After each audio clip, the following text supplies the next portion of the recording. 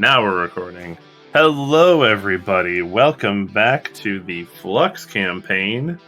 I will be your surprise DM for today, I guess. Well, no, it's probably not a surprise if you listen to the last episode, because I think we said I was DMing.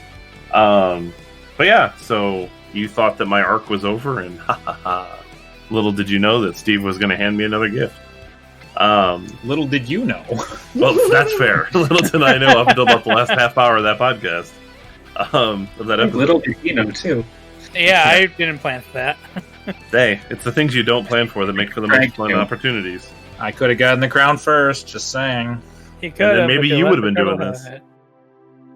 But yeah, so last time we tried to take on the Vespar the Tyrant, and we managed to kill Vespar, I guess. But the Tyrant himself apparently is the crown something or other? I don't know. Basically, Lokar took the crown, managed to boo-boo and get out of there, and kind of left the party in shambles, just kind of wondering what happened. So Lokar is now somewhere else. So that's fun. So yeah, I'm DMing today, and that'll be a good treat as well. So yeah, let's go ahead and get roll call done, and then we'll jump on into it. I'm Sarah. I play Isabel, Kyle, Flick, and Axel. Kids of Flixel for short. Multiple personalities wrapped in one crazy body. I'm Jackie. I play Silva, a gnome ranger, with her beast companion, White Tiger Snowflake. I'm Tony. I play Puck, a changeling warlock. Sorlock. Sorlock? I like Sorlock. Warsorer. I am a Warsorer. Warsorer. That's a Warsorer. Yeah. That sounds like Worcestershire. It sounds like a seasoning. It sounds like an evolution of a Pokemon. Yeah. Worcestershire. Level 12 now, so I've evolved.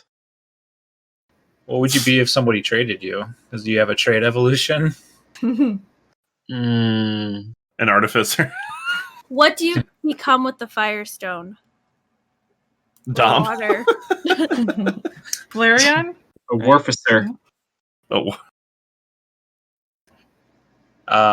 My turn? Sure. I don't know how to follow that. I'm Charlie. I'm Bardus. I play Bardus, the Goliath Barbarian Cuddlemaster, who ate a ray of disintegration and fireball, and I guess is alive, but he's not kicking much. I'm Steve, and I play Theus, the inquisitive half-elf rogue, who is going to be very much wondering what the hell happened. That's true. I forgot Theus hasn't seen any of this. I'm Dom. I play Anoran, the elf cleric of the sun. All right. So yeah, last time we left off, I think still in the tower. I think is where we were. Was that a tower, Steve? You left off having chased the possessed Lokar down the stairwell of the tower into the grand entrance where the throne room and audience chamber was, and that is where he opened the portal and made his escape. So we'll just say that everybody dumbfounded had no idea that they actually ended up back in Flux. So in whatever positions you were in inside the tower, everybody just arrives back in Flux, and we'll just assume that Theos was kind of maybe walking towards the tavern or something at the time and saw everybody just kind of arrive in kind of a shocked look, I guess. Yeah, no, I would love it that if everyone just showed up standing as they were or laying on the ground passed out as they were, Bardus. Yeah. This place looks amazing. Oh, look, an anthill. And were you unconscious at the end of the last episode? I think officially did Anoran heal me? I think I did. I mean, I'm cool with just dropping in unconscious, and then Anoran can heal me so that Theus can see that. I mean, Theus is going to be sitting on a park bench in the town square watching everyone just teleport in, and he's eating what looks like a bag of chips, except bags of chips don't exist, but somehow he has them. It's a bunch of fries and a napkin or something. Sure, yeah, we can do that. Some kind of fried food. There you go. Wow. You all look pretty rough, and is Bardus face down in the ground. He's not going to respond. Yeah, I can't talk. My eyes are extra roundy because I'm holding a baby and I just teleported with it. So I'm gonna make a beeline for the blacksmith. I'm just gonna cast Cure Wounds on him.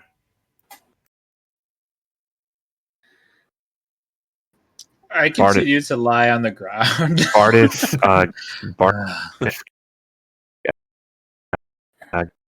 gets 12 hit points back. Out of all that, we heard Bardis 12 hit points back. Bardis gets 12 hit. I mean, it was most of it. Bardis gets 12 hit points back. Hey man, I got the land of consciousness. Yeah. So yeah, Bardis is back to good for now. Hey man, all we needed was subject, participle. What is all the parts of a sentence that I learned in 3rd grade that I forgot already? Yeah, whatever that was. Theos is going to watch Puck with the baby as Puck leaves and goes, Puck, where did you get that baby? Puck? And Theos is going to chase after Puck. Stole it from a vampire. You stole a vampire baby. This is not a vampire baby. Wait, I look at the baby. Isn't it the orc baby? Yeah, it's the orc baby. Are there any bite marks in the neck? No. Oh, okay. Okay, it's not a baby of a vampire or a vampire now. Imagine orcs looking like vampires. That'd be interesting. Where they just get another set of tusks that go down instead of up. Ooh, double tusk. Yeah. Ooh. How would they open their mouths wide enough to bite someone? And do the bottom tusks also work as vampire they fangs? just like starve themselves because like never mind. You're taking the baby back to Manda. Yeah. Are you taking the baby back to Manda then, Puck? Yes, I am. Okay. Assuming she's back. Is Manda back actually? I feel like she would have came back after the mimic adventure. Yeah, I'll leave that to Eric. Yeah. Yeah, I believe that, she's probably sitting outside the blacksmith shop worried, I would assume. And then as soon as she sees you kind of sprinting, I guess, up towards the blacksmith shop, she'll kind of sprint over and grab the baby and look at him and check him out and like take him in and try to feed him and get him settled. Right. And like kind of gives you like a thank you for saving him. Oh my gosh. I just like exasperate. Okay. All right. Now, let's go back to the group because I have no idea what happened. Apparently, Lokar just said, F this shit, I'm out. What, really? I mean, we knew he was a time bomb of temper, but wow. Really? Oh, there was anything time bomb about it. He had a crown that I wanted to give to you. But he stole the treasure? That selfish prick. I know. But anyway, I couldn't grab it because I had a baby and anyway, let's just I personally have no idea what happened in the room. So I'm sure we'll run into him again sometime and we'll steal the crown then. Mm-hmm. I had high hopes. Unconscious Bardis agrees with everything they have said. You're not unconscious. You're conscious again. Oh, conscious Bardis. Now consciously agree. Just raises his thumb up and just want to get up. Yep. I really think that Anoran is now part Warforged and his battery's dying. He needs a new voice box. Exactly. His earbox is dying too. Might be my computer. I apologize, guys. I don't know what's going on. Warforged have computers. All right, so are you guys going to collect together to discuss events, or is everybody just want to go pass out? I'm going to go to the group and say, what the hell just happened? I think what happened was Valspar, at least in took For So Lokar. Vespar was tickled by Lokar. Got it. No, it was Valspar was tickled by Lokar. Not even. Yeah, that's not the wizard's name. Vicar is his name. No. Vespar. A Vespa? His name is Vespa? God damn. Yeah, from Druidia. You can't tell she's Druish. Not another Druish princess. Not your typical Druish princess. Jeez. All right, so someone whose voice box isn't dying. Hey.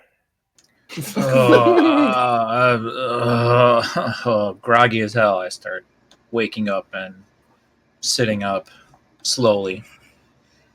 Singed and half disintegrated. And Wow, you look rough. I'm just gonna give you the thumbs up. Lokar's powerful. Do you need an ale? Wait, what? Yeah, I could use one of those right now. I'm All right. regaining my strength. Before we start talking about this, why don't we move things into the tavern? I agree. Dom, go restart your computer. Oh man. Okay, fine. Dom just became a robot. Yeah, he said he's a warforged now. He's been replaced during the campaign. Sus. At least we were getting Did like somebody nouns. did someone reincarnate me without me knowing? Is that what happened? Yep. Sure happened. You are now Windows ME. Yeah. Oh, Oh, God. God. We didn't make him the big bad of the whole campaign. Be back. Good. All Thank you, and no. Oh, he's gone. Where did he go? right. He just glitched out of the Matrix. I think he went to the little elf boy's room. He said something about really having to pee and holy power and It burns, he said, burns. I think. he's got the digital gonorrhea. Oof. So yeah, why don't we move into the tavern and talk this over some drinks and some patching up. I help Bardis the rest of the way if I can, and yeah. Yeah, I make my way over there slowly. I mean, he took a lot of punishment. I mean, Yeah. Yeah. No. I saw them. Lokar knows what those beam, what is it, ray of destruction or whatever it is? Disintegrate. Disintegrate. Oh yeah. Sorry, what is it called in fifth? Is it just like disintegrate? Because I'm so used to like saying like ray of disintegration. It is It's literally disintegrate. just disintegrate. Yeah. Oh well, all right. Same thing. I was thinking of Scorching Ray was the other one I was thinking of. So Everybody gathers in the pub. Library Tavern, I assume? Whichever. I call it Laverne.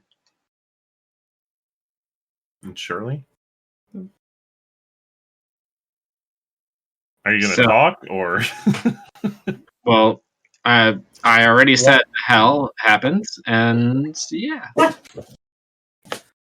Yeah, if no one's at the bar serving drinks, I'll get behind the bar and serve drinks. So on my end, there was an old guy, and then everyone charged him. There was also a vampire holding a baby, and I stole the baby and ran away like as much as I could. And then at some point, Lokar poofed out of nowhere with a crown on his head and just ran. And that's all I saw, aside from him leaving and teleporting. So he could teleport. Oh, he also cast Fireball on Bardis, and that's what I saw. He learned some new tricks. Ah, that bastard. Just new tricks. You mean like what? Well, I figured that could happen all the time. I mean, like all of a sudden he started doing, the Eldritch Blast stuff. I figure just I can do tricks too. I don't know how it happens. I figure the same for him. This is true. You're quite the tricky individual. I cast a cone of cold, Theus. I did something. Really? You finally used it? I didn't know I could do that. Anyway. I always believed in you, Puck. Anyway, Saturday so what morning else? cartoon hour? The more you know. Yeah. Anyway, Thea, so you said you're serving, so I down an ale. I give you a second. I'm already filling a second one right as you finish your first. Slam the cup down. Low car. I don't know what came over me. I just really wanted that crown. Well, from what I'm hearing from Puck, it was a very nice, possibly very expensive crown. I'm sure many people would want it. No, that's that's not it. It's not that. I didn't want the crown because of what it would cost. I wanted the crown. That's all I wanted. Lokar was lucky he was standing right next to it. I mean, maybe I'm lucky that Lokar was standing next to it. Otherwise, I wouldn't be here. Duality of man. So you wanted the crown, but was there any driving force behind it? Yes, that's what I'm saying. I just wanted the crown. No, I'm actually everything I wanted was just to get the crown and put it on my head. Was there any reasoning why you wanted the crown besides just the crown itself? No, not that I know of. Something came over me, so I assumed some sort of sorcery on it. Well, I would ask our local sorcerer knowledge expert, Tim the Enchanter. Oh, okay.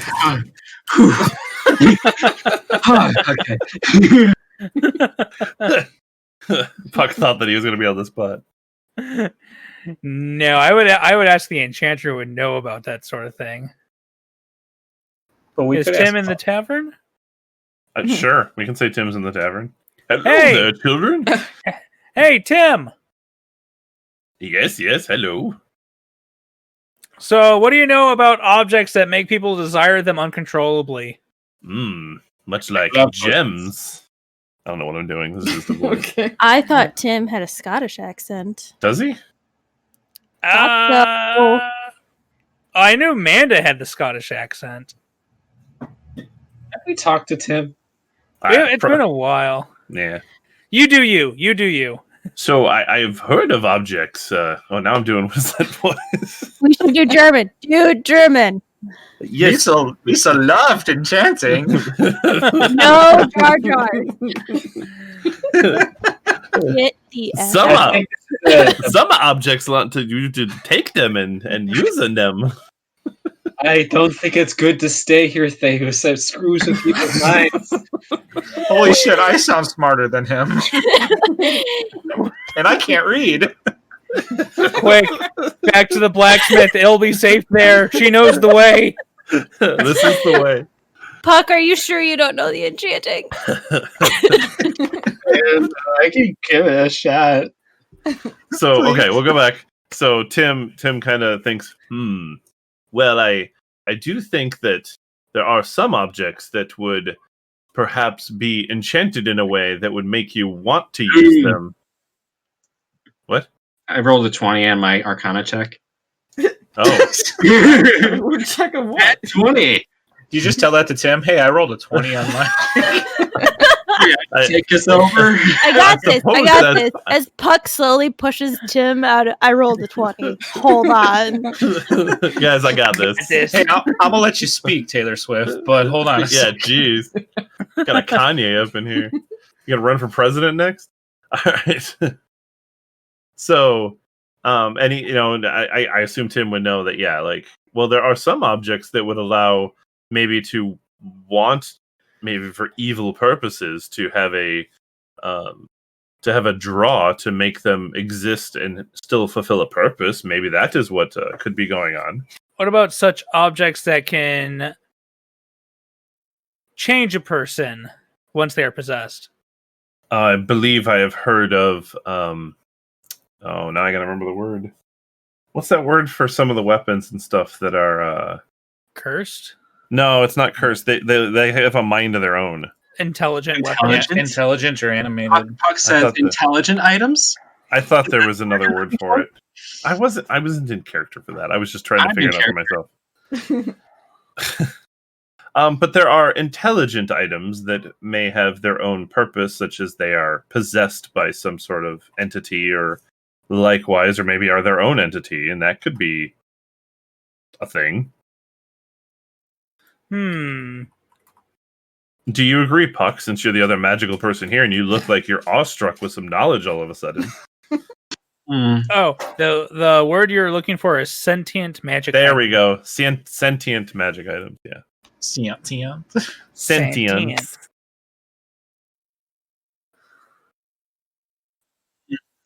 Yeah, it could either be that or it could be maybe akin to a phylactery.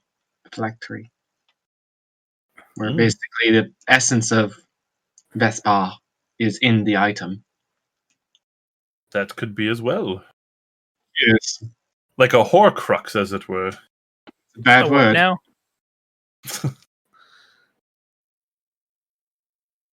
Well, if you have no more need of my services, I will continue with my drink. okay, Yes. thanks, Tim. Because knowledge is power. God, we're just a Saturday morning show today. Okay. Anything else that anybody wants to talk about in the bar? Nope, I'm good. How did you end up on the floor, Bardis? What? Really? Oh wait, yeah, it was fireball. That must have been a big fireball. Yeah, You got it hurt quite a bit. fireballed. Yeah, Who those fireballed you? those tricks that Lokar learned. He learned how to cast some sort of I don't know, some ray of ow, and a giant fireball that he cast point blank. He even hurt himself. It's lucky he got away. Did you guys catch the vampire? Because I just ran. Do we have to worry about him coming back? Honestly, I don't even know. I don't think I have any idea what happened to that vampire. I spent a lot of time paralyzed, and then on the ground. Yeah, or eating a lot, or getting hit hard, and then on the ground. So I have no idea where the vampire child ever was. Snowflake chased him out a window. I say he escaped. Yeah.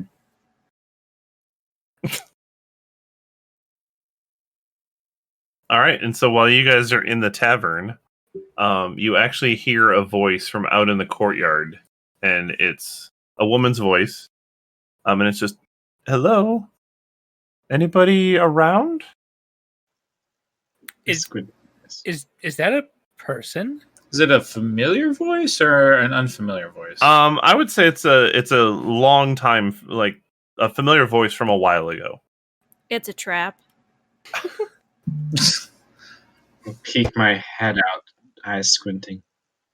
You see a woman in a cloak, the hood pulled back, dark hair, very dark elfish features, but a lighter skin than you remember.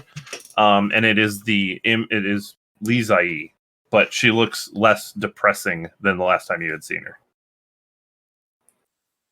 You look less depressing than the last time I saw you. You're all... Wait.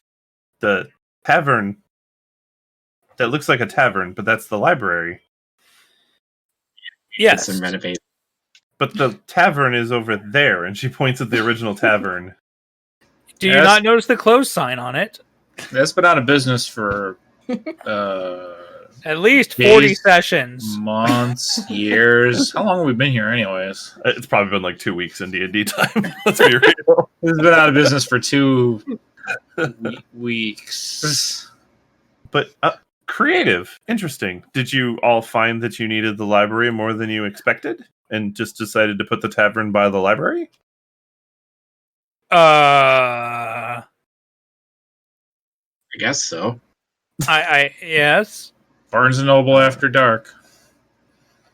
I guess fair enough. And she kind of looks around and yeah, this place is more depressing than I thought I remembered it being. But I guess considering what happened to it, this isn't as bad as it could be. I'm sorry, what happened to it? We hired the best contractors. I didn't mean the library tavern. I meant Flux here in general, not. Apologies. What do you mean? What happened to it? I mean, we've gotten Cliff Notes versions in the past, but sounds like you might have more information. Oh, I thought I had explained it originally, but that is fine. Yes, we had saved this city that was left of the planet, where we were performing the ritual, trying to save the planet and all of its people, and in doing so, we might have, we saved what we needed to try to revert the ritual. But it was a lot livelier last time I was here, but it looks like it got a little bit looted.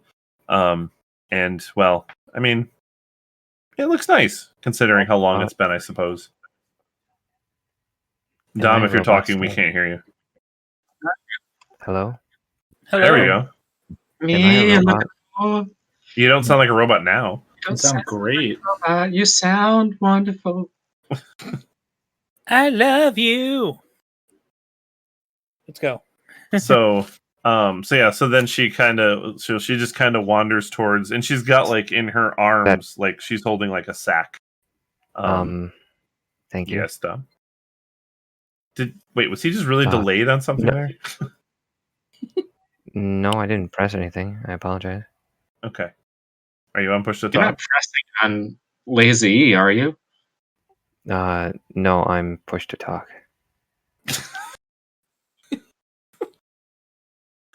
All right. So Leezahie kind of wanders towards the library tavern then, and is everybody gathered in here already? I'm not a robot. I believe so. Thank you. You look very beaten up. Thanks. I feel very beaten up. Let's take care of that a little bit. And she kind of waves her hand and she casts Cure Wounds on you, which I don't have pulled up or anything, but we'll just say you recover about 25 hit points. Holy shit. Can we recover 120 hit points instead? Nah. Can we just assume that we'll eventually take a long rest? Actually, you know what? Let's take care of some business here. I actually think that some stuff I have here might help all of you out in the long run. And actually, Bardus, it was, right? Yeah. I actually have something here for you. So, I got to see a vision of the conquest you guys had with the Raven Queen, and what you did to save our village, and what you did to change my life completely, giving me back my friend and giving me an actual happy life. It's weird because now I actually get to see both versions of my life, and I much prefer this one. But I do still have the memories from the previous one. No, as do we. And I spent half the battle protecting an unconscious Kizaflixel. Well, for your protection, I know the Raven Queen is sending gifts for each of you, and I have all of them for you here. And I think I remember which ones are for which. So let me give you this first. And she hands Bardus an amulet. This is the Raven Queen said something very specific for you. I was confused by what that means, and then I had to I had to identify the item to know what it would perform and what it would do, so that I could give you a description when I handed it to you. But this is commonly known as the Amulet of the Drunkard. And as you lift it up, it smells like old ale-stained wood. Wow, they're calling you out. It has AA written on the back of it. But while you were wearing it, You regain 4d4 plus 4 hit points when you drink a pint of beer, ale, mead, or wine. But you can only do that once a day. Kind of glare. I'm just going to glare over. Thanks. I think. The Raven Queen seemed to think that would be something that would help you. I don't know if it pertains to your exploits in what happened in my world, but apparently you like ale, so have at it. I shall wear it in remembrance of the Raven Queen. The nice thing is it doesn't require attunement. Yes. Bardus, you smell like booze. That's his problem. Now Bardus will always smell like booze. Now Bardus actually gets legitimately healed by booze instead of just... So wait, hold on, just real quick. That I think it's a question for other Steve. I know, sidetrack. That flask you gave me, can we say the flask that you gave me to give me the extra rage per day qualifies to help this too? I mean, it is enchanted alcohol. So I will say it is enchanted alcohol. I will leave it to Eric to decide if enchanted alcohol still counts towards. I think it's fine. It counts, and then I would say just you can basically will it to use the necklace or not. Like if you don't want the healing, you could just say like, I'm just drinking it. I don't want to use the amulet. Okay, cool. All right. Well, thank you. Yeah. Thanks. I and put then it on. She kind of goes through her bag and she pulls out another necklace and says, "Ah, yes, this is for the one with the cat." And she kind of looks over and goes, "That must be you." And she hands you the necklace, and this one is known as the Raven Slumber. This is supposed to help you and your companion, so that you can bring your companion along without necessarily the fear of how your companion will get around, I guess. Basically, you can, if as long as the creature is willing, you can have them stored safely in your necklace. Really? That's what the Raven Queen thought. Maybe that would help you, because it seems like you've had issues in the past. Issues like you got issues. I got issues. She likes a snowflake, and then she's not judgy. Sorry, like each of these gifts are like backhanded compliments. Like, I hear you like booze. And I like issues. Did you hand it to me? Yeah. So you have the item. All right. So she like looks at it, kind of confused, but looks at Snowflake, then kind of like. How would you like get excited all in place, like without really moving? Yeah, like you just kind of jitter, and then like gives her a hug and then backs off.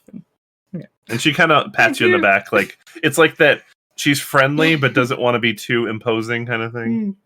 And then she turns and says, "Ah, yes, for the one that likes to blind things.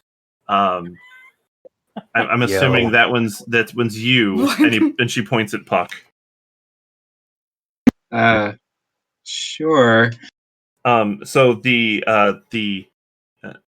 Raven Queen sends this, hoping it will help you in battle. Apparently, it's been very tricky for you in battle, but this might help. It is called the Arcane Cannon. So it is a large cannon imbued with magic. It requires no ammunition and does not need to be loaded. It takes one action to aim the cannon and one action to fire it. After the cannon is fired, it must recharge for 5 minutes before it can be fired again.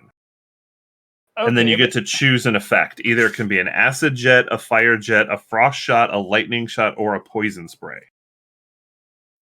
Huh. I don't know how you're going to carry that around with you, Puck, but cool. As a cannon, what does this look like?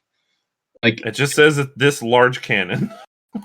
All right, so I think that's staying in Flux. How are you carrying that around? I'm going to say she pulled it out of a haversack. That's one hell of a haversack. All right, maybe it's a bag of holding. All right, I'll leave it on. I did not realize that this was a large cannon. You know what? That's coming with the. I'm gonna aim it at the door of the library. Just for fun, in case of surprises. You're getting the arcane cannon, and you are getting a bag of holding. Okay. So have it that. All right. Well, I messed up, so we'll just go with that. All right. And she turns to Theus and says, "Well, I've heard that the Raven Queen did power up the dagger that I used to hold, and you're in possession of that. And she said that was already a very powerful item enough for you to make use of, if that is all right."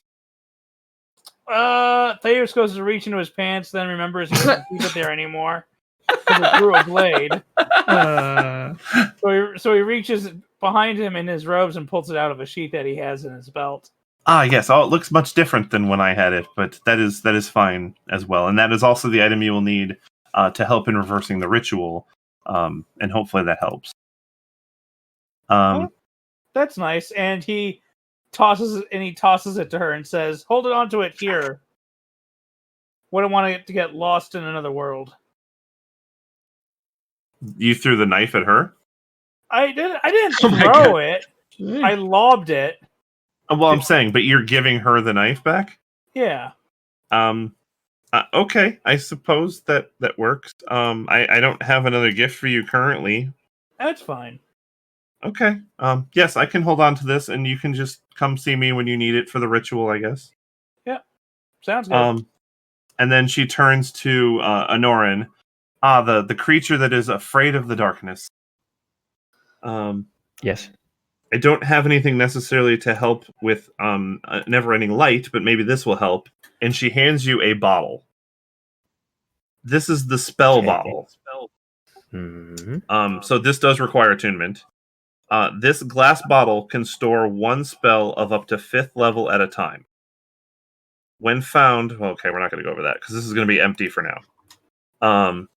When the bottle is empty, any creature can cast a spell of 1st through 5th level into it by touching it while casting. The spell has no effect other than to be stored in the bottle. While holding the bottle, you can cast the spell stored in it. The spell uses the slot level, spell save DC, and spell attack bonus. Basically, it's as if the person that cast it into the bottle cast it. The cool thing about this... If you're holding the empty bottle when you see a creature casting a spell within 60 feet of you, you can open the bottle as a reaction in an attempt to interrupt the spell. If the creature is casting a spell of 3rd level or lower, the spell has no effect and is stored in the bottle. If it is casting 4th level or higher, make an intelligence check. The DC equals 10 plus the spell's level. On a success, the spell has no effect and is stored in the bottle. So you can almost steal another creature's spell. Oh, I like that. Or you can store one in there. Spell bottle? Yep. And if you have the critical role content, I think... Or no, because we have the Adventure Explorer's Guide to Wildmount, it should be already in the list. All these came from that book, so... and then she turns to Kizaflixel. I've heard that this might help the one that likes to swing axes wildly. And she hands her an axe. And this is the blood axe. Who is Kizaflixel right now? Isabel. Okay. This would be hilarious if she were handing a blood axe to Flick. Well, but she's handing a blood axe. Wow. And she doesn't know anything about the personalities necessarily. So she's just handing you this big axe. And so basically you get a +2 bonus to attack and damage rolls made with the axe. And it deals 1d6 necrotic damage to creatures that aren't constructs or undead. If you reduce such a creature to 0 hit points with an attack using this axe, you gain 10 temporary hit points. But it is like a dark axe. Yeah, so these are gifts that were given to you all from the Raven Queen. I do hope they help in some way, shape, or form. Mine's the Yep. It will. Thanks. I drink an ale, but I don't utilize the amulet. Okay. You don't have to make the note of that. But I thought you were going to use it right away just because of how beaten up you were. But I didn't realize it's once a day. All good. And then she just goes, looking dumbfounded at the can. Actually, you know what? I should just utilize the amulet just for funsies. Yeah, that's fair. Let's see, what do I get? What do I get? Because it's, what did I say? 4d4 plus 4. Wow. Well, my D4 only rolls 2s today. Wait, sorry. I rolled 3 times. I can count to 4. Oh, it's a 3 this time. 2, 4, 6, 9 plus 4. So hey, I get 13 health back from a nail. Yeah, 4d4 plus 4. Okay. Whoa. Okay, so D&D Beyond didn't update, so I went to go to 50 hit points, but I didn't cancel out my 37, so now I have 3,750 hit points. Jeez. Just so you know. A lot of hit points. Just so next time he fights Lokar. I've been practicing. He might survive. So break and then after Lee kind of hands out all the gifts and and I do want to extend an invitation to you all. So Katie, actually my friend, is very thankful for everything you did to, save her life and everything. And she has extended an invitation and she wants you to come by for dinner tonight. In New Hope, and with I don't have to go through the Raven Queen to bring you there or anything. I can actually bring you via my teleportation circle out in the center. Well, I mean, give us a day or two to heal up, and we'd be happy to go. I mean, I was hoping you guys. I mean, the dinner invitation was kind of for tonight. I don't see any reason. I mean, if you want to clean up a little bit, I think it'll be fine. I'm actually pretty fine. I'll leave it to the others to decide. I'm feeling better by the minute, apparently. So I just, as long as I can just lay my head down for a little bit and regather my thoughts. I mean, sounds good. And also another ale. If you're worried about the barbarian, I can. And then she kind of gives you back another 20 hit points. Just kind of cleans up some of the cuts and stuff. Like what? I dropped these or something? I mean, let's just take care of some of those open wounds. Maybe that'll make things a little bit more. Some of these burn marks could go away. That'd be I feel great. a lot better now. I feel really good. Okay, I still want to lay down for a little bit though, because ow. But dinner tonight sounds lovely. I'll bring my amulet. Great. Yeah, it's I mean that sounded like they wanted to do like a whole hero's feast there for you all. So oh, well then yeah. Wow, okay. What time? I mean I can take you over there now if you prefer. I mean that'd be easy. Hold on. I thought it was dinner tonight. Well, yeah, but it'll take us a bit to get there, and then I'm taking you back to my wizard tower, and we got to kind of walk over the bridge and get to the castle and everything. You rebuilt the tower? No, well, yes, it's a new tower. Yeah, I relocated. we kind of left the old one. Yeah, I relocated. I can cover it on the way if you'd like. It'd be better to just kind of show you, I think. But did you have a question? Before, Miss Wizard Lady. Yes, little one. It's probably offensive. I'm sorry. I get a lot. Before we go, can we ask you about Vespar? I suppose. I mean, I only ever saw him in the ritual. I didn't really have much contact with anybody during the ritual. You guys didn't really know each other, or?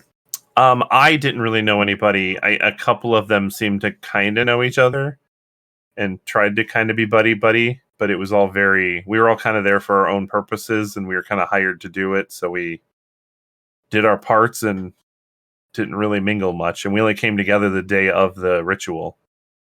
Most of the communication was through messages and things. You know anything about the others? Like I think we met the other guy, crazy old guy. What was his name?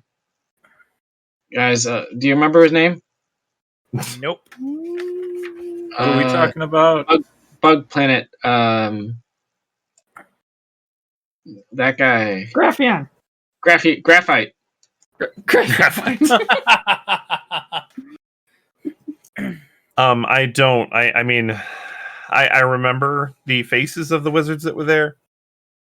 I know a couple of them look to be unsavory types. A couple of them look to be more wizardly, but I'm pretty sure I was considered one of the unsavory types. So, for the most part, they left me alone to do what I needed to do, and I was very busy setting up the ritual. You didn't happen to know anything about Vespar's crown? I knew he had a crown. I didn't really know anything about him as a person. He seemed a little obsessive, but... When we defeated him, I had the urge to put his crown on my head. Yeah, that doesn't sound savory at all. That sounds really bad. Well, yeah, didn't you have another member? Yeah, the turtle. Oh, yes. I don't think he ever actually ended up in the world, so... did you lose him during the fight with that wizard, or...? No, we lost him after, when what I assume him and I both felt the pull of the crown upon our heads. But he was closer to it than I was, and he put it on, and, well, as I told the rest of the group, he learned some new tricks and some very painful spells. I mean, it's some painful magics. That sounds very much like a sentient style weapon or item. So I would be very cautious with that next time. If you can find your friend again, maybe getting it off from a distance. I would make sure that when it's off of him, or if you have to defeat him to get it off, that you maintain a distance, or make sure that you're prepared to fight against the will of the item. Huh. Oh, I'll be prepared next time. I learned a new trick, so that might work. I learned telekinesis. Ooh, that may help very much. I don't know how depending on how powerful the item is, it may have a different range at which it can create influence. But obviously, if you've seen what it did before, you might be able to calculate that somehow. I don't have knowledge calculate. That was a good line. Because we're going to need these artifacts, like your dagger. Yes, and I don't know if the crown was an art. I don't remember what all we said what the items were, but was the crown one of the artifacts? Steve? Why are you asking me? I'm asking Steve. The crown is assumed to be his artifact. Sure. I mean, I guess Lee would know what all the artifacts were when they were laid down. Yeah. So I'll have to get back to you on that one. Okay, that's fine. Yeah, I remember. Well, and I'll just leave it as Lee. Like, I put my dagger down and I started the incantation, and everybody else had to put items down. I don't remember details. I don't remember seeing the crown at that time, but it is what it is. Thank you. But yeah, if you'd like, I can escort you to dinner. I mean, come as you are. It's not formal by any means. This is your feast. I want you guys to come and be guests. Katie would love to have you guys, and the king, as it were. Oh, Katie and the king. Sorry, we're kind of pestering you about all this spell stuff. And it's fine. It's just that we're kind of stuck here because of it. No, I understand. Yeah, and I that'll be a tricky situation to get out of, especially if one of your compatriots is now under the control of it. So actually, I have a question now too. So we've met yourself, Graphion, Lars, and now we've met Lars. Oof. We did meet Lars, and now we've met Vespar. Oh, they've met Vespar. I hear he's not such a great guy. Who's the last one? I don't actually remember. There was a lot going on, and I didn't really get to see the opposite side of the circle for the ritual. So it was somebody. Huh.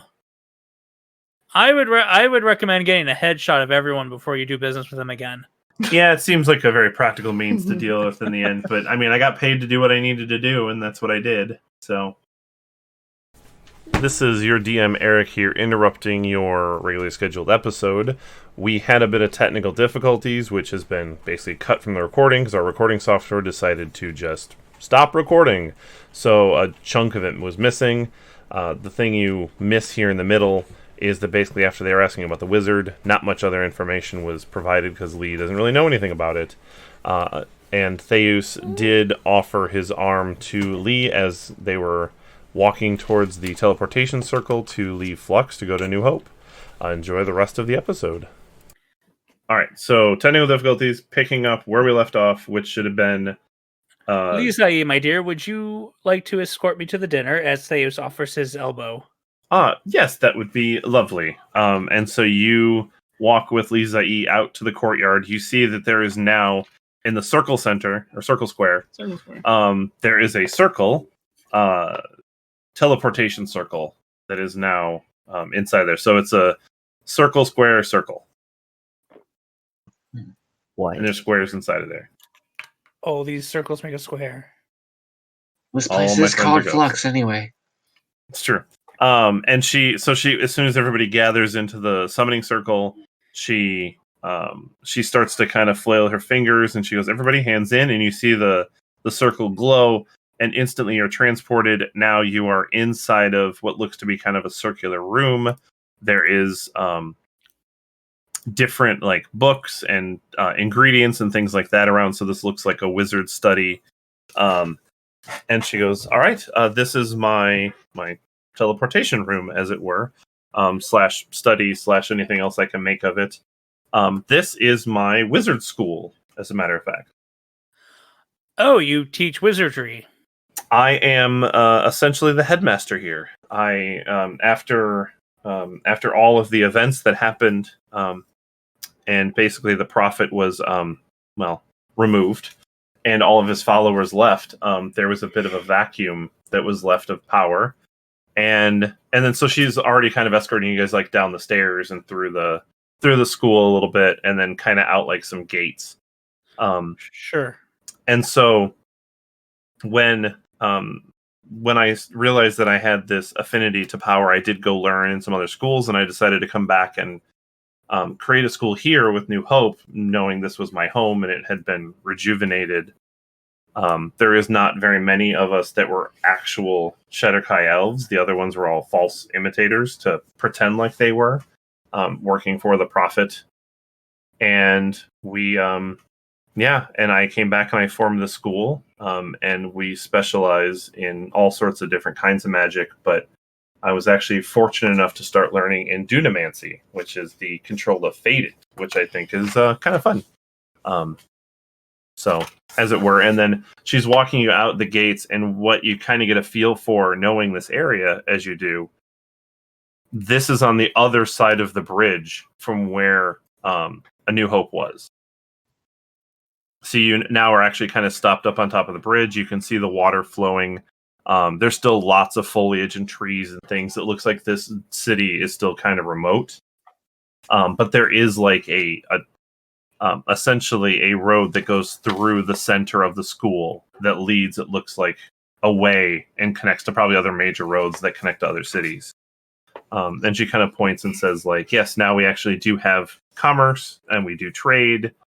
We are not 100%, self-reliant, but we are able to be self-reliant, but for the most part, we still trade and such. Last time I was here, I was promised a drinking contest. There will be ale, mead, wine. If you'd like to have a contest, I'm sure maybe the king will take you up on that. Are there places nearby now, by the way? You just said trade, and every single time we mentioned it, there was like nowhere nearby. Yeah, there is now. There's a few other cities that have cropped up. The prophet pretty much lied to us. There was one not more than 50 or 100 miles away. It's about a half day's trek to get there. And yeah, it's a really nice city. It's pretty big, but as it were. I mean, the prophet, he was a big, giant red dragon lizard thingy. So, You can't trust everything he said. And then so you're standing on top of the bridge, and she goes, and yes, and this obviously was the point that, where technically Katie would have lost her life if it wasn't for you all interfering, or intervening, I guess. It's not really interfering if it's a good thing. You meddling kids. Yeah, I mean, but this is all very nice. And you can see from the bridge, the town has expanded a little bit. Like there's a few more buildings and things like that. There's still the farmland. There's still like the greenery. There's still the shops that kind of are in the center of the city. But what you notice is where the tower stood, like specifically where the tower was, is now a large set of stairs, and it opens up into a very large castle. Oh. Yes, after the tower fell, and we kind of got our act back together, the Baron King Gregory actually showed up. Gregory Sortus von Drakenberg, the benevolent ruler, savior of Hope the Fourth, as he likes to be called, showed up and decided that he wanted to rule these lands, and without anybody else really there to fight him, he kind of took over. And you guys proceed to walk towards the city. Boy, that was quite a mouthful for his title. Yeah, he likes to keep it that way. He believes in titles, and I believe he was like a younger brother to a very large royal family and didn't think he was ever going to get to rule a kingdom. And so when he saw this and thought he had the opportunity... Well, his kind is usually pretty foppish and entitled to their titles. Who are we talking about again? We're talking about the new king. The land. Have you had a chance to meet him yet? Oh yes. Actually, Katie married him. Oh. Okay. Well, lucky her. Yeah, she well, after he kind of took over the land, as it were, we both kind of decided that it was good to keep him under wraps and keep somebody close to him that actually believed in the city. And she did kind of take a liking to him. I'm not quite sure why, but maybe she did it more for the city than for love. But she actually agreed to marry him so that she could, in fact, have at least some say and kind of know what was going on. And she feeds me information if needed to help the city. And so for the most part, we've been able to open up the trade, and he kind of pretends to be the king and we let him make decisions. But for the most part, we kind of mediate a lot of it, and he doesn't seem to mind. Huh.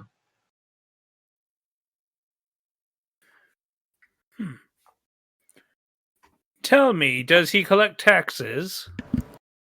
Actually, we don't really do taxes around here. We all kind of upkeep when we need to, and people just pitch in. It actually works out very well. We're still the small community that we were. Oh, so not much of a treasury then. No, and the school brings in a lot of money from students. We don't, we only charge for what we use and a little bit of a fee, but it's enough to keep us operating and keep the city going. I nudged this. What?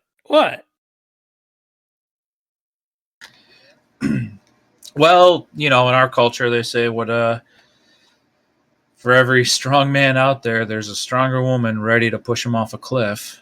No, that's fair. And you guys are kind of going through the city. I don't know. Sarah gave me the look. Of course she did. And you guys approach and you begin walking up the stairs. And it's quite a bit of stairs, and you kind of notice that, you're going over roughly the spot of where the tower stood. There's no remnants of it, at least that you can see. And you approach the gates, and there's guards, and they open the door and let you in. But yes, this is his rather large castle manor, as it were. And yeah, he and Katie basically run these lands, and one of the deals was that if he was going to rule, he wanted a castle, so we built him a castle. Very interesting. And pretentious. Indeed.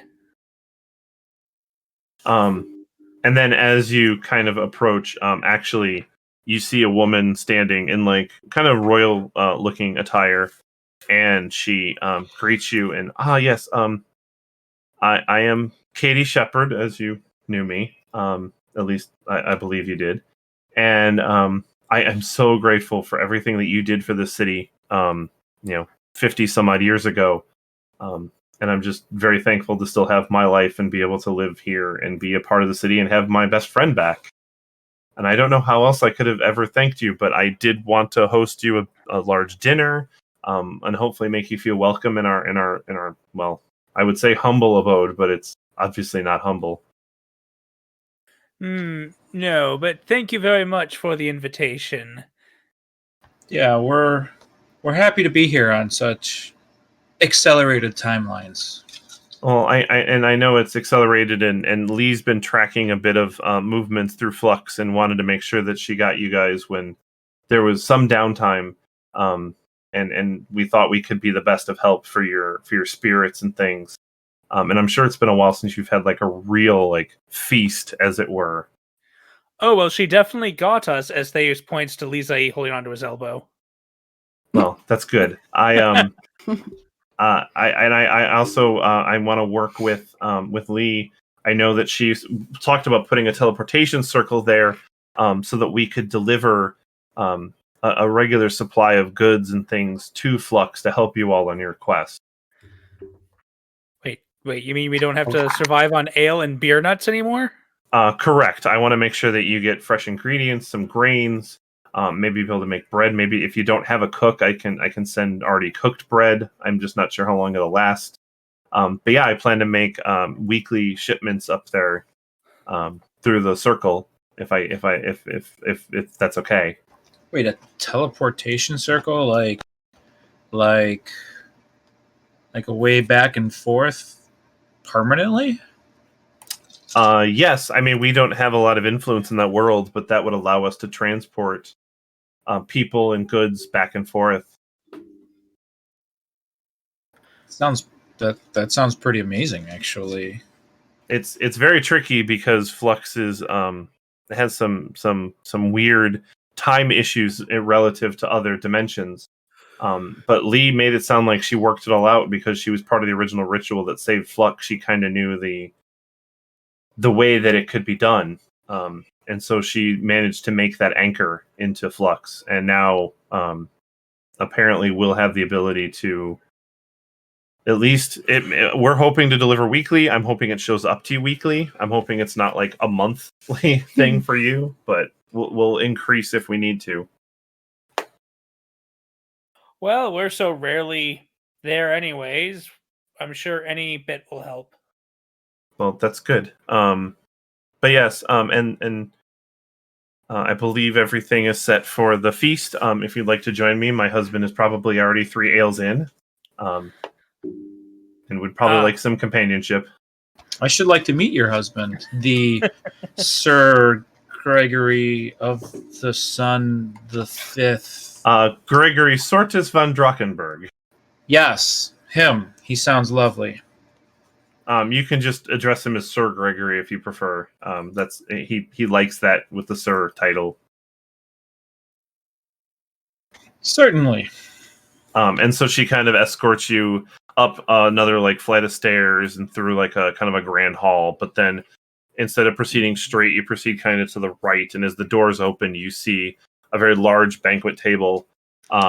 Seated at the opposite end of the room is a kingly type. He's burly, overweight, as kings usually are, and wearing a crown and like a royal robe of sorts. And he just kind of stands up and tips his glass and goes, "Ah, the saviors of New Hope." New Hope? Well, that's what the city's been called. It was called back then, and we figured why not keep with the title? It seemed like such a good title. I must say, of all the times I've traveled to and from this place, I don't think I ever knew the name. Oh, it's as far as my dear Katie has told me, it's always been called New Hope. That was the idea, was to apparently merge the Shadar-kai and the humans, but apparently the person that was trying to do that was, well, not a very good person, and I like to think that I'm a very good person. That's why I've made my title the New Savior of Hope, as I was the one that helped fill in where there needed to be a ruler. A bit pretentious of a title, don't you think? But if we don't have pretentious titles, then how do we know that we have the titles? I mean, you don't need titles? But then how will people know to address you as a lord or sir or things like that? This. What does pretentious mean? Look it up in a book. It means he thinks he's important when he's not. Where are you from, Sir Gregory? Oh, I'm actually from the town. It's about 200 miles away, and I had 5 brothers that were ahead of me for the crown, and well, I really liked the crown, and I really wanted to find one. And when I found out that this town had been rebranded, as it were, in need of a leadership, I decided to come and help these people in their time of need. Oh, so you like crowns. Bardus, you should tell him about that one crown you saw recently. Oh, you saw a crown? I saw the crown. But The crown. let me see if I I get know this. there was only one crown that could rule them all. Oh, it ruled all. It ruled my mind. It ruled my companion's mind. But let's go back for a second. You just walked in and declared yourself ruler? You didn't have to even challenge for it? Well, I brought bricks and stone to make this wonderful castle. I brought a little bit of money to help seed in and get some more of the city built. I even helped seed to make that ridiculous wizard school that's across the street. Ridiculous. Well, you want to talk about pretentious. Look at all those wizards that go over there just to sit and look in their books all day. And what do they have to show for it? Arcane Value. powers. I was about to say valuable magical energies that can help and bend reality. Katie kind of wanders You know, over and goes, "Oh dear, I think here, why don't you go back to your ale and here's some roast?" And she kind of like sits him down and says, and so she's sitting next to him or she's standing next to him at a seat and says, "Please, everybody, feel free to have a seat." And you see Lee kind of walk over and sit next to Katie. I think she's the one who's actually ruling the world, or the city at least. Theus will sit next to Leezahie, and he's gonna try and wine and dine and woo her over the night because we don't have a bard, so someone's got to seduce someone this campaign. Okay, fair enough. That's like logic. Okay, so it then just turned into getting Steve's character laid.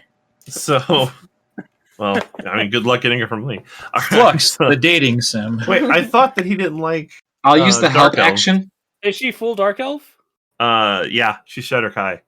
I mean, she's a light skinned because it seems like she's actually been Go exposed to for more it. light. You I think correct. you know what? I think he'd have less of an issue with female Shatterkai than he does with male Shatterkai. Oh, that's fair. Okay, so I'm going to say that so there are 2 seats on, I'm going to call it the northern end of the table. The king is on the left side. The Katie's on the right side. Lee is to her side. So basically going clockwise around the table, it's Lee, Theus. Who would sit next to Theus? Probably I'll use the help action, and I'll sneak Theus the Book of Erotic Fantasy. My man. Trying to play wingman here. All right, anybody sitting next to Puck? Well, that's a corner, only because That's a corner. I get to look at your little drawing. I will sit there so Snowflake can sit between Puck and I. I want Okay. to sit next to Puck. Well, Oh dear God. do you want to sit next to Silva? I'm gonna sit on the end of the table that keeps me away from all this. We're all trying to fight over seats, and then Yeah. one just walks Pretty much. over and be like, So you get to sit next to the king that no one wants to sit next to. farthest away as possible. Yeah, do you want to sit next to the king, Anoran, or are you trying to sit somewhere else? So the right side of the table is basically full. You sit by yourself on the other side. Yeah. So where did you want to... Okay, so Sarah technically had next pick where she wanted to go. I say, how many seats? What does the table look like? Okay, so in the back left on the far side is the king. To his A square or circle? to the right, it's a What's rectangle. the dimensions? So 2 by... So it's the king on the left side. If you're facing the table, king's on the left side. Then Katie's on the right side. Lee is next to her on the corner. Then Theus, Puck, Snowflake in between Puck and Silva. So that covers the whole right side of the table. The left side is open, except for where the king is sitting. I like how we're being all strategic about this, like it's a battle map. Maybe it's that for a reason. I'll sit across from Puck. Okay. I guess I I'll literally sit. sit wherever. I whatever. Yeah, I guess next to wherever. So there's between Silva and... Okay, the question is, would anybody sit next to the king? Next to the king. I'm good. Okay. So I will put Anoran next to Silva. And so between Silva and Kizaflixel, and then I'll put Bardus next to Kizaflixel. Okay. So there's an open seat next to the king. Which is fine. And so as you guys kind of take your seats, the king kind of like makes a motion at the door, and a couple of people kind of dressed fancy bring in like whole trays full of food. So there's like a roast pig, there's like sides of beef, there's breads and fruits and vegetables and all sorts of things that are just being distributed amongst the table, and everybody can take what they want, and it's a true feast for everybody to embellish in. I begin eating. I take some bread and fruit. And the king kind of eats a little bit, and he kind of turns to Lee and Katie and goes, "Where's the boy? Why is he not here yet?" And Katie goes, "Well, he was studying. I think he's supposed to be here soon." And the king kind of, "Oh, that boy's always got his head in the books ever since he went to Lee's little school for wizards. I really need him practicing his princely duties so he can take over after I die, or I guess whenever I need him to, so I can retire." What constitutes princely duties, my lord? Well, he needs to learn how to rule and to find opportunity and how to take over when I leave. He needs to learn all the things he needs to, how to order people around and get this type of stuff done. And you see Katie and Lee kind of both look at each other and roll their eyes, even though the king doesn't notice. I see. So you don't believe he's gaining any valuable wisdom at the school? Oh, he's done with the school. I mean, he's been graduated, I guess, as it were, for about a month. More importantly, he's not doing what you would do. He's not becoming kingly, as you would say. Well, no, because he's always busy playing with his little toys and his knickknacks and writing things down, and I don't know. Experimenting with arcane This forces. guy might be okay. And so as you guys are having this conversation, you hear, sorry, Father, I didn't mean to keep everybody waiting. I hope everybody's already started eating. And you see thumbs up. Got it. Turkey leg. dressed in blue robes, and he's got like a staff strapped to his back, and he kind of hurriedly puts like a book away in like a little pouch on his side, and he goes, yes, and you can see he's got glasses, dark brown hair, very frail, very skinny, like nothing like his father. And he kind of looks in and goes, okay, the only seat left is next to Father. No big deal. And he kind of squirrelily walks in and kind of sits next to his father and grabs like some fruit, a little bit of meat, a couple pieces of bread, and then kind of starts to eat and doesn't really make eye contact with anybody. They're both human, I'm guessing, right? Yes. Yeah, basically So the king, Katie, and this new person are all human. Well, boy, aren't you going to introduce yourself to our guests here? I mean, they came all the way here from Flux to enjoy in your mother's feast here, since they saved her life and all, and I guess indirectly also gave you life. I feel like you should be thankful for them. And he kind of like stops, and he kind of like gets like a shocked look on his face, and he kind of puts his food down. He looks up and goes, "You're the heroes from Flux?" Yes. Yeah. I'm not exactly sure if we're... Here, I'm Puck, the most magnificent of all those who are graced with his presence. And I slap Puck upside the head. I'd look at Puck weirdly. But and then he kind of looks over at Lee and like just makes direct eye contact, and Lee just kind of smiles at him, and he kind of puts his hands like so you can whisper, but you can hear it because he's not really being quiet. He just thinks he's being quieter, and goes, "He didn't tell me they were coming today. I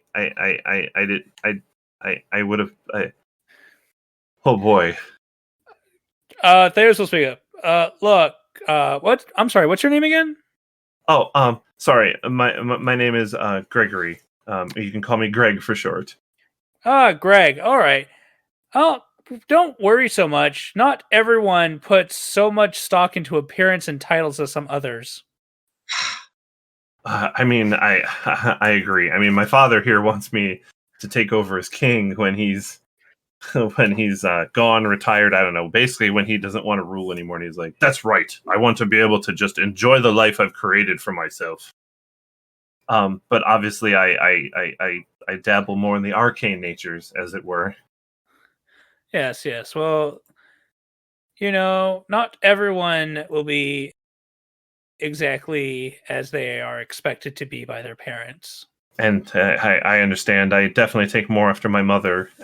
And Lee was gracious enough to train me when I was found to have an adept in the arcane. And I've been training under her for some time and learning some very valuable tricks that have made me an asset to the city, although I haven't really gotten to have any fun with it. I do look forward to using my powers to help other people. It would be great if I could make it up to Flux and help you all and actually do some good for the world. I know Lee's told me all the stories of how she tried to save that world, and they had to save a small part of it to try to help revert it and stop this whole big evil that apparently tried to take over even this village. But it would be so hard for me to leave this world with my father and all here. And he goes, "That's right. You're here to help rule. That is your job." Well, I won't lie to you, kid. Flux isn't always all that safe either. We've lost people. I'm sorry to hear that. I barely know him. I've spent many days of my life trying to change my fate, as it were. That's really what I've specialized in. As you can see, this is not exactly where I want to be, and I'm trying to figure out a way to get out of it. You can't get out of it. You were born to a king. That is how you will be. You are my firstborn son. Even with your brother and sister still in school, they cannot take up the crown. You are my firstborn. You are taking up my crown. There is no question about that.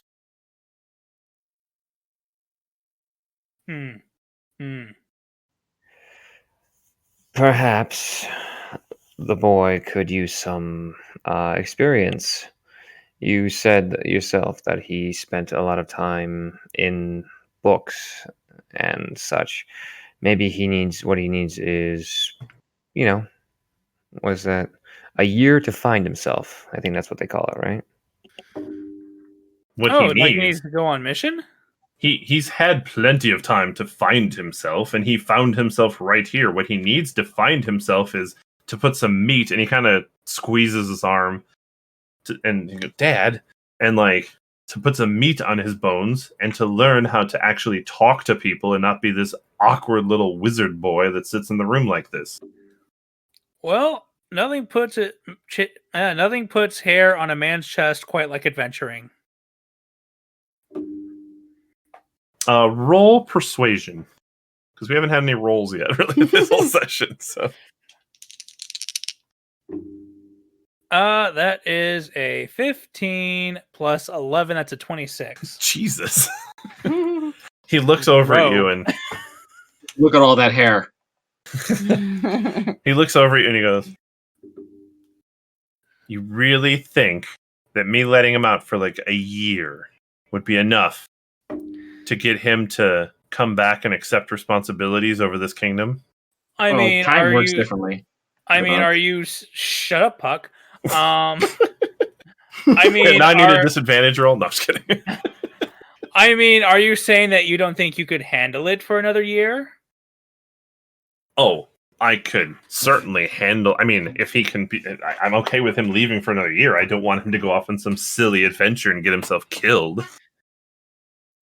Well, that's unfortunately part of the business. However, I did say we've lost a couple of people, but that was very early on. Right now, we're very secure. We've got a very wide array of specialists in Flux. Hello, sir.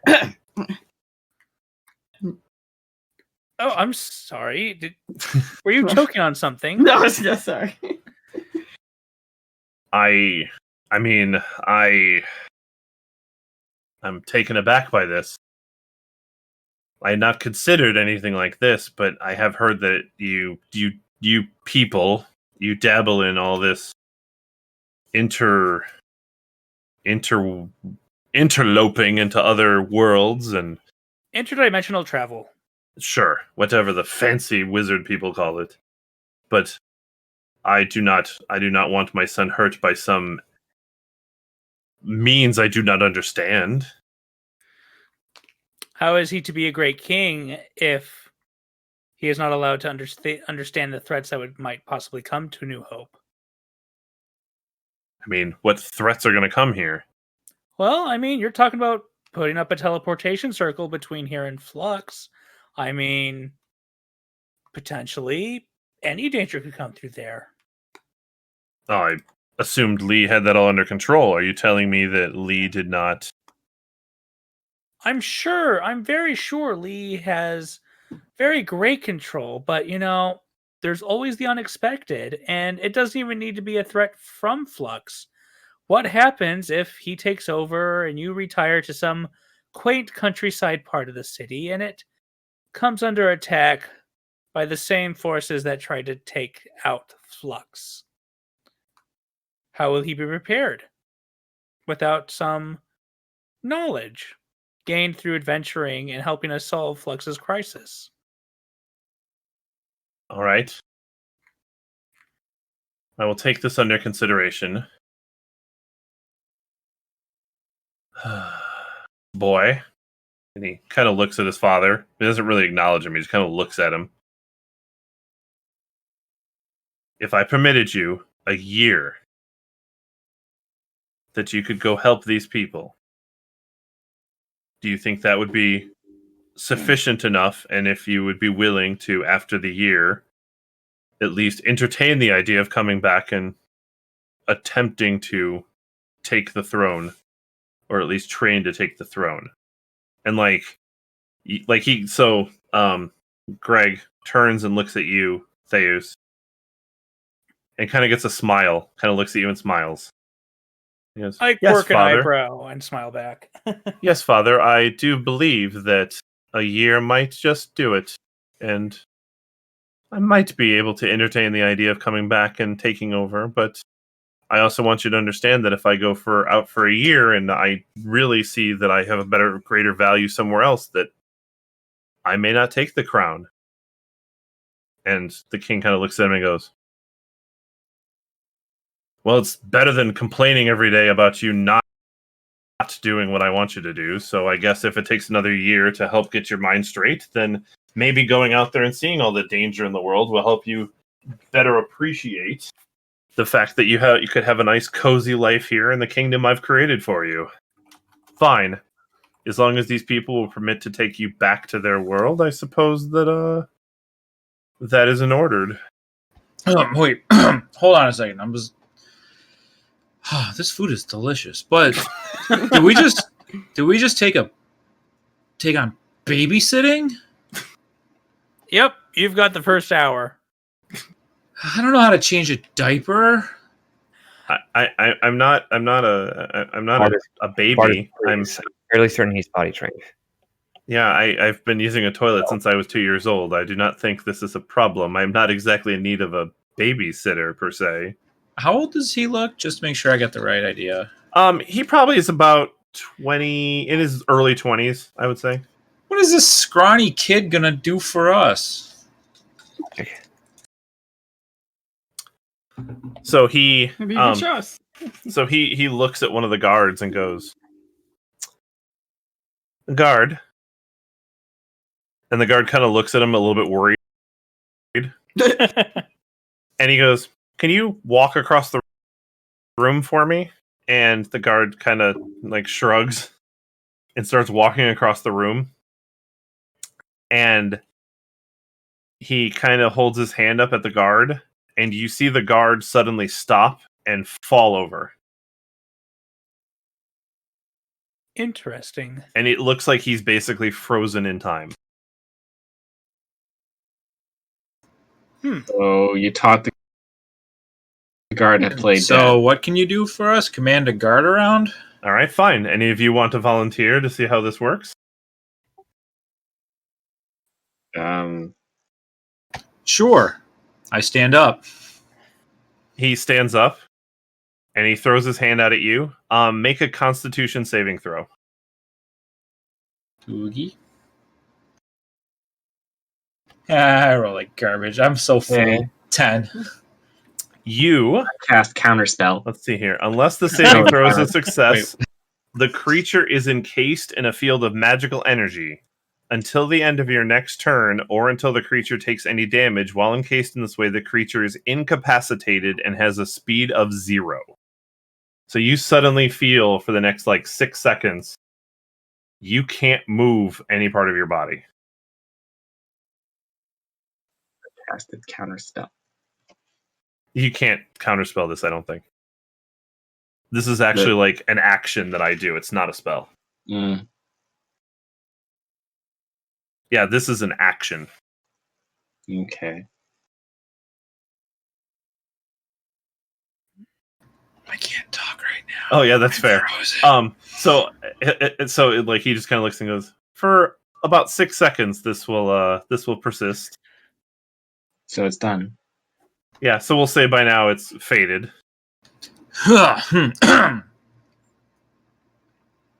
Nice trick. I So like that. basically, he stopped talking for 6 seconds, and that's the trick. Well, he didn't move either. How far is away from me is he from the on the table? Oh, you guys are right next to each other.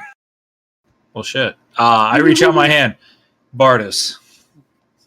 And he kind of shakes it, but obviously his grip is not very strong. So you can Oh, probably crush his hand. no. Okay. Like this. And I show him grab the forearm, warrior shake. Like this. Really Nice to picking meet him you, up Bardus. as you're taking. My name is Gregory von Drachenberg de Magicia Fatum V. But you can just call me Greg. It's fine. Good, because I was staring at you Greg.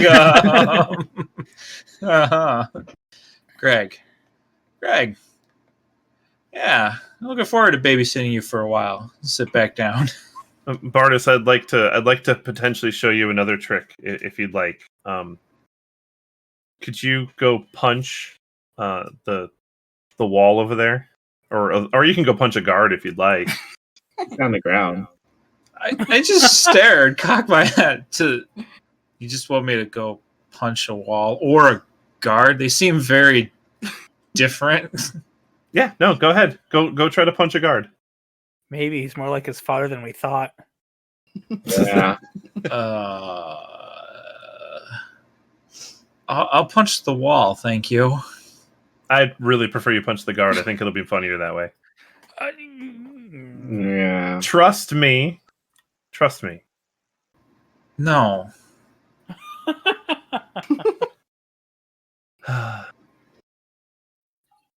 Lee, will you do me the favor? And Lee kind of stands up and she's smiling, and she walks over and she kind of cocks back, and obviously she, being a wizard, doesn't really have a great fighting stance. But she goes and she looks at the guard and just kind of nods, and the guard's kind of rolls his eyes, and she goes to punch the guard. Frozen on the ground. No, this is a different Okay, I was gonna say it's really cruel. one. And so what you see is it seems like she actually makes contact with the guard. But then you see Greg make like an action with his hand, and suddenly her hand pulls back a little bit, and then it actually whiffs, like it completely misses his face.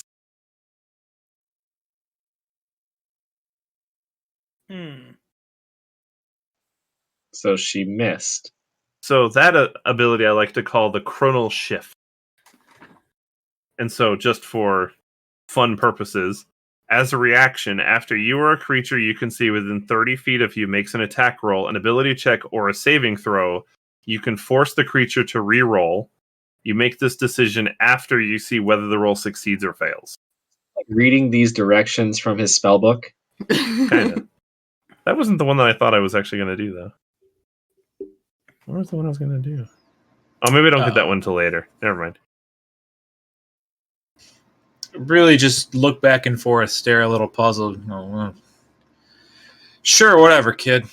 Just hang back. You'll be all right. Okay, fair enough. And so go back to eating. So is it okay if I come with you guys then? Can I get a feel for Katie? And I mean, I don't know if Leezahie just kind of showed something. Yeah, do an insight check. Yeah. Like how she feels about that whole conversation. Sure. Insight. Oh, a 9. Okay. I'm too far away. Yeah, I mean, it's... I will say that, like, perceptively, if you've looked over there occasionally, you can see that, like, every time he's done anything or mentioned this, like, Lee and Katie kind of look at each other and kind of smile and just kind of snicker a little bit. Okay. Like, they have a pretty good sisterly repertoire. But even at the idea of him leaving, not even, like, him showing off his... Yeah, it seems like Katie's actually smiling now. Like, she wasn't necessarily smiling most of the time, but now she kind of is. Yeah. And at some point, Lee kind of finishes her food, and she goes, "I have matters to attend to in the wizard and back at school. So I will bid adieu. It is always a pleasure, King.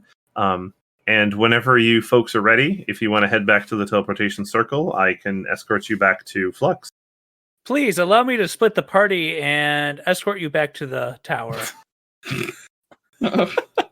No, I think your place is here, Thaves. I appreciate the gesture, but Insight check. Okay. That is a 25. She's definitely being nice to you and understands that you are trying to put moves on her.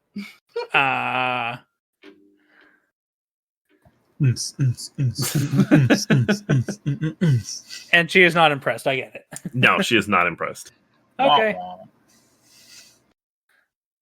And so she bids her adieu and she leaves. And we can kind of fast forward and say, dinner. If there's anything anybody else wanted to talk to Greg about. Not with King, what's his name? Yeah. Not with the king. Who is he wearing a crown? The king? Oh yeah. Oh yeah? Is he drunk? By this point in the dinner, sure. We'll say he's pretty well blitzed. He's pretty blitzed. Before we leave, I want to make an attempt to steal the crown. Ooh. Okay. So fast. I love it.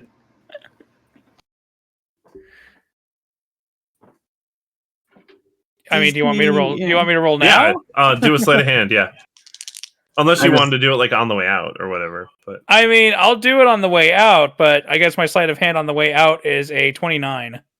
Okay. I mean, so I'll say that by now you guys are kind of leaving. And so, like, the king and queen kind of stand up, and they, they come by and say goodbye to everybody as they're kind of exiting out the room. And the king is by the door, so Thaves kind of hangs back a little bit, so he's the last one. And as he's leaving, and the king kind of turns, he just kind of the crown right off his head. Please, sir, please. And where I am from, when we leave, we bow like this, and he shows him the bow. And then as the king goes for the bow, Theus will just slip the crown off his head as he's bowing and tuck it away and then leave. Okay. Yep. Good enough. And now Theo's got his own crown. There you go.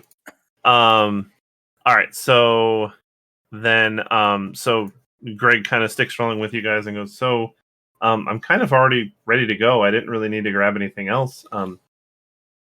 If that's okay with you guys, I don't really know how this works. You're ready now?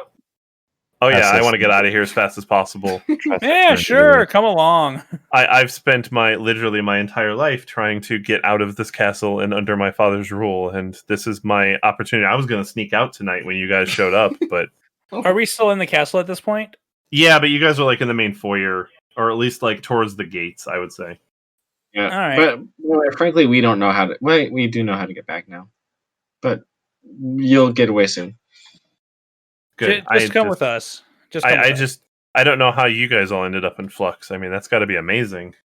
Well, I don't Not know the word about- I'd use. Not by choice. Yeah, we were kind of abducted. Oh. Wow, that doesn't sound fair at all. I mean, Yeah, I I wanted to know be it. abducted, but apparently it never was a thing for me. At this point, Theus will turn to Puck and start crying about the gold they missed out on. Yeah. Oh, did you want more gold from in there? No, it's okay. It's okay. You sure? And he kind of like, as you guys are leaving, he like goes over to one of the tables and just opens it up and scoops out like a handful of gold coins and just kind of Just hands in it a to you. And there's a table? few gems in there, and Did Greg Well, if passively you- perceive that if they you- wanted one? I mean, Okay. he has a very big passive Yes, I know. perception. He could hear the whispers. All right. Well, here, just fill up this bag. I hold out the bag of gold. Oh, here, and he just pulls the drawer out and just dumps it into there. Yes. I'll say you guys yes! probably pulled about 1,000 gold out of there. Ah! Not that it matters. No, not Okay. that currency matters, but you know. We'll totally trade that in for hookers and blow. Hell yeah. Maybe you can go find some of those ghost hookers in the. Yeah, so I guess I guess Lee has the teleportation circle all set up for getting back to Flux. So it'll be so exciting to see Flux. I'm just so happy to be out of there. No problem, man. And hey, we'll show you all of our favorite places. The library tavern. The library tavern. And he kind of looks at you guys like baitedly, like that's it.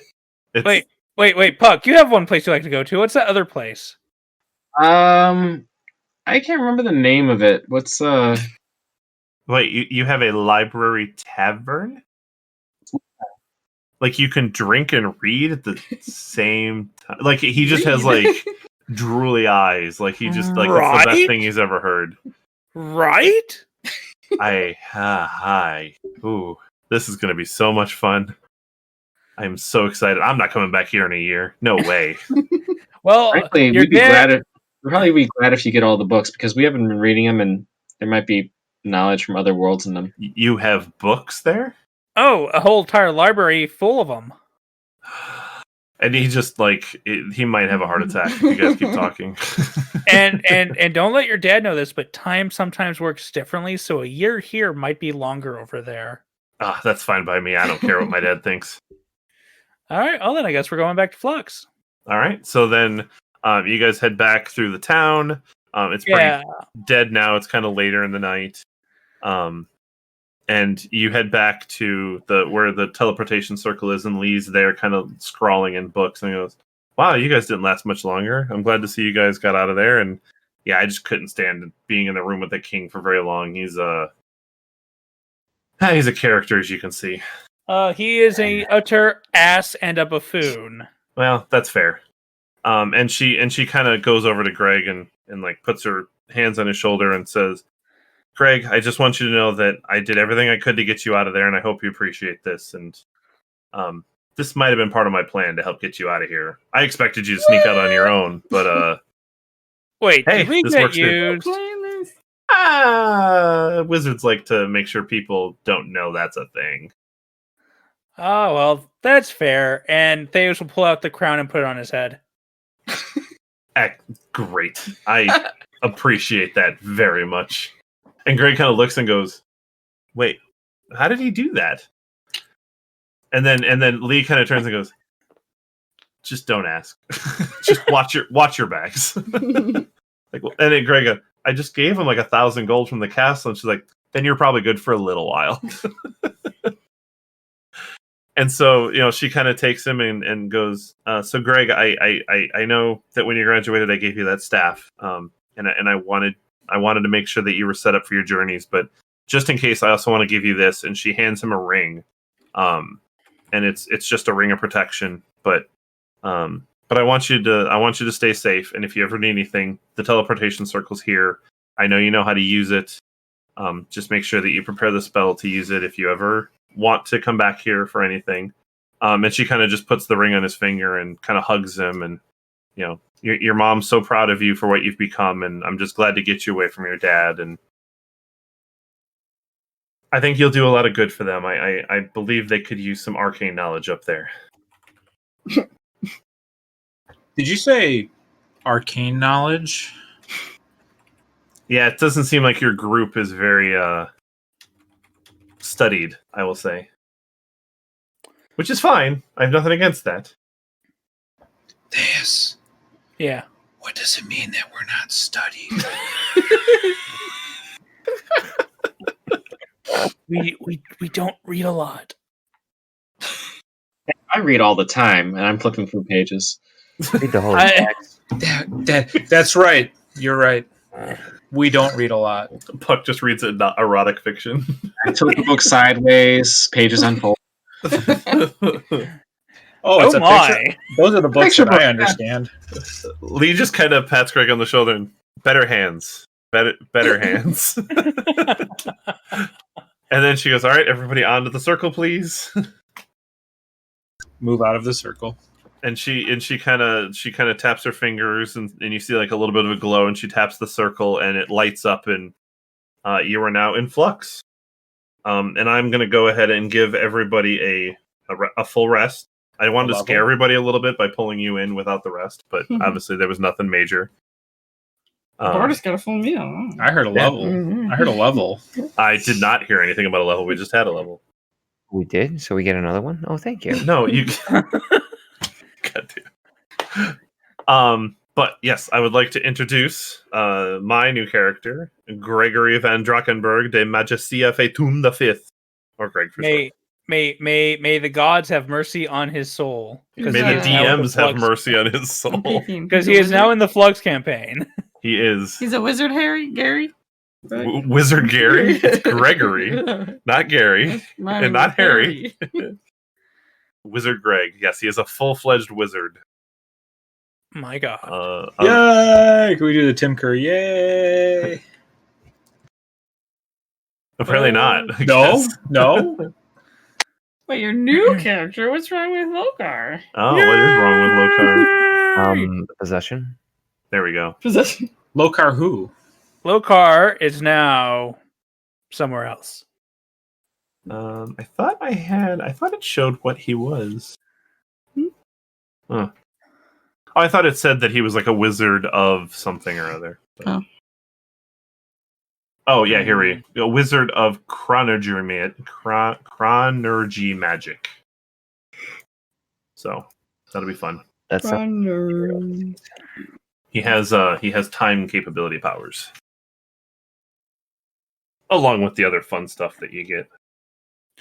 I did notice he took some disintegration spells. He might have taken disintegration. I don't want to spoil all of the fun things I took with him, but Yeah, that's the one spell I saw, and I'm like, yep, that's a good spell. yeah, I still think I'm a fan of Scorching Ray though, like over Fireball. Yeah, but you don't get the same satisfying explosion of a point blank fireball blasting the very cuddly barbarian away as you try to make your escape. True. I also kind of like Melf's Minute Meteors. That'll be fun to play with. Minute. Oh, is it? Oh, it is minute. Yeah. Melf's. I thought it was Minute. Those you get your meteors in a minute, or they're free.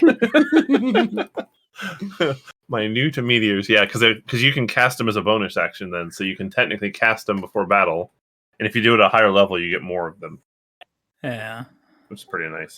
I'm a particular fan of Guiding Bolt. Thank you very much. I know you are. We know. We always like it when it hits. Me too. I always like when Dom comes up before Tony, and then Tony's not going to use the advantage from the Guiding Bolt.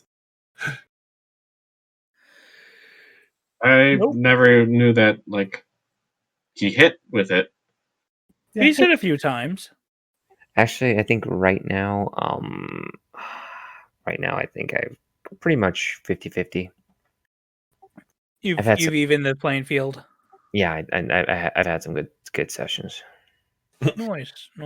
All right, this episode's going to take me a little bit of editing, so I can put those two pieces together since we had some technical difficulties. But yeah, whoopsie daisy. You could put an eye catch. You could put an audio eye catch scene between them. An eye catch scene. So when you watch those old cartoons and around the 12 to 13 minute mark, they would have an image flash across the screen between commercials. Oh, I gotcha. That's called an eye catch. Yeah, but how do you do that with an audio medium? You play an audio tune.